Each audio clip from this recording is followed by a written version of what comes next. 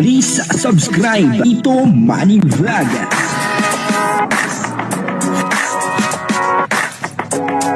Payagan po si Tito Manny Vlog na mag-reactor para pambiling gamot sa kanya pong karamdaman. Lumalala po ang sitwasyon, talagang mainit ang mga issue ngayon dito po sa Kalingap.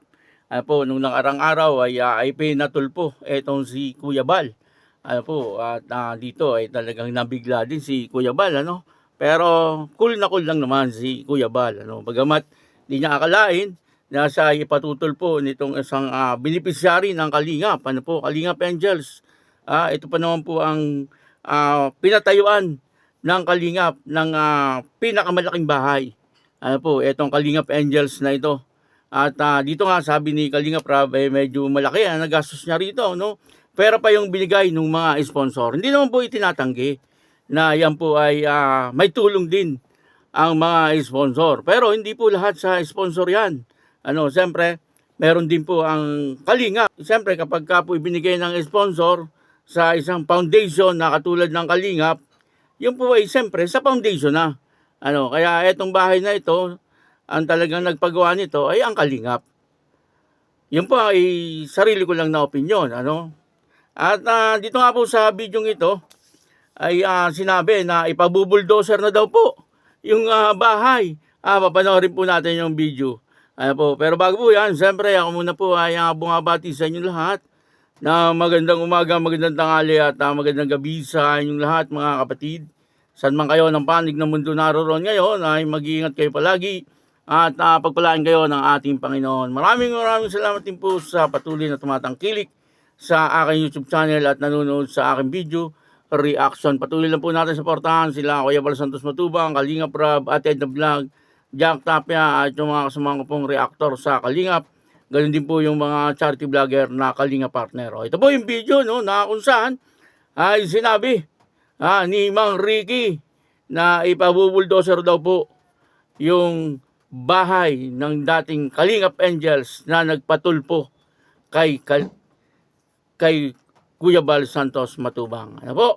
At ang video ito, kung gusto nyo mapanood ng buong buo, ay puntahan nyo lang po yung YouTube channel ni Bupil Vlog. Ayun, Ma'am Bupil Vlog, pahira muna ng maikli na video. Plano na ipabuldoser. Planong gibain ang bahay. Ayon kay Doc, ito daw po ay plano. Nino, pakinggan nyo. Pakinggan nyo po, ha? Oh, wait, ha? Pakilakas ang volume para mas malakas dyan sa inyo, okay? Sabi nga ni Boss Leo, ipabuldos na yung bahay. At tatayuan ng panibago. Sabi nga ni Boss Leo, ipabuldos yung bahay, tatayuan ng panibago. Ipabubuldoser. So, gigibain. Teka muna. Kung may karapatan, speaking of karapatan na tinatawag na karapatan na sila ay may karapatan. Teka muna. Sabi ko nga, usaping karapatan. Mas may karapatan ng Kalingap sa bahay na iyan. Kung may karapatan, ang sponsor, teka muna. Ang binigay ng sponsor, ito ay hindi hiningi ng Kalingap. Kung saan nilang isinuporta yan sa programa na pagpapabahay ni Kalingap Rab. Sabi ng mga big sponsors, ipabuldos yung bahay at tayo ng panibago. Ipabuldos ang bahay at tatayuan ng panibago? Yung matino daw talaga, isa to sa lupa. Yung matino at eksakto sa lupa, ibig sabihin yung maayos na eksakto doon sa lupa. Sabi nga ni Boss Leo, ipabuldos na yung bahay. At Dinig niya? tatayuan ng panibago. Tatayuan ng panibago, ipabubuldoser. Sabi ng mga big sponsors, ipabuldos yung bahay at tatayo ng panibago. Maliwanag dito na sinabi ni Mang Ricky, ay talagang ipabubuldoser daw po yung bahay, Sabi daw po ng isang big time sponsor. Grabe, Talagang hindi po nangihinayang sa isang malaking bahay, na talagang napakaganda ng pagkakagawa, Natatandaan ko po, ito bago ipatulpo si Kuya Bal, pinaayos pa po yung kwarto ng Kalingap Angels, at nilagyan ng CR doon sa loob at pinaganda. Kung titingnan po natin yung kwarto nitong Kalingap Angels na ito, ay parang isang hotel Ngayon, pabubuldoser na daw. Grabe naman po yan. Talagang medyo matindi. Ano po ba? Ito po ba ay galit? Or udyok? Or may nagsusulsul? Wag po kayong padadala sa galit, sa inyong emotional. Wag po kayong padadala. Masama po ang patutunguhan yan pag nagpadala po kayo sa galit. Bakit nyo ipabubuldoser? Yun po ang tanong, bakit nyo ipabubuldoser? Sinabi naman po ni Kalinga Prab, doon po sa kanyang live, katatapos pa lang ng live ni Kalinga Prab, ang sabi niya ay wala pong babawiin. Kahit isang sentimo na ibinigay ng Kalingap dito sa pamilyang ito, ay wala pong babawiin.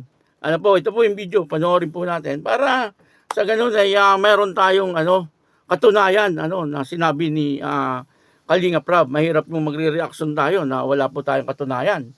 Ito po, panoorin po natin. Sa akin po kayo makinig. Hindi po namin babawiin yung bahay. Hindi ko po yan babawiin. Tandaan niyo po yan. Kahit paiwan niyo yan, sa totoo lang, kahit iwan nila yung bahay na yan, hindi ko kukunin po yan. Hindi ako ganun tao na binigay ko, babawiin. No? Hindi ko po yan babawiin sa kanila. Hindi po namin yan babawiin. Maliwanag, sinabi po ni Kalinga Prab na wala naman daw pong babawiin na kahit anong ibinigay ng Kalingap. Ito naman po yun. Ang Kalingap po ay hindi po bumabawi ng kanilang binibigay. Iniiwan, pwede pa. Yung po din ang sabi ni Kalinga Prab, iniiwan daw. Katulad po noong Nanay Ligaya, kung natatandaan nyo, yung lola ni Jumel. Binigyan po ng bahay yon, pinagawa ng bahay. Parang yun ang pinakaunang pinagawa ni Kalinga Prab na bahay. Hindi po binawi yun, iniwan po yun. Iniwan po yung bahay na yun. At sa ngayon nga po, makikita po natin, ay sira-sira na yung bahay. Wala nang bubong. Yung mga bintana ay wala na rin. Ganun po pala, kapag walang nakatira, ay madaling masira yung bahay. Sayang yung bahay na yon. Ang laki po ng gastos doon ni Kalinga Prab. Ang isa pa pong iniwan, etong kay Ate Maylin. Pinabayaan ni Ate Maylin. Etong pong bahay nila, nagpunta po sila sa Maynila at iniwan po nila yung bahay na nakatiwangwang. At yung loob ng bahay ay parang basura ang naalagay. Yung mga package ng mga sponsor, pinabayaan lang doon na nakakalat. Grabe, nakakahinayang. Yung po ay pinaghirapan ng mga sponsor.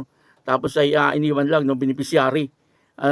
Pero dito naman sa nangyayari, dito sa kabila, dito po sa nagreklamo kay Tulfo, ay parang gustong ipabuldoser yung bahay. Sabi po ni Mang Ricky, gusto daw pong ipabuldoser ng isang big time sponsor. Tama po yung sinabi ni Bupil Vlog. Yan po ay hindi basta-basta maipabuldoser.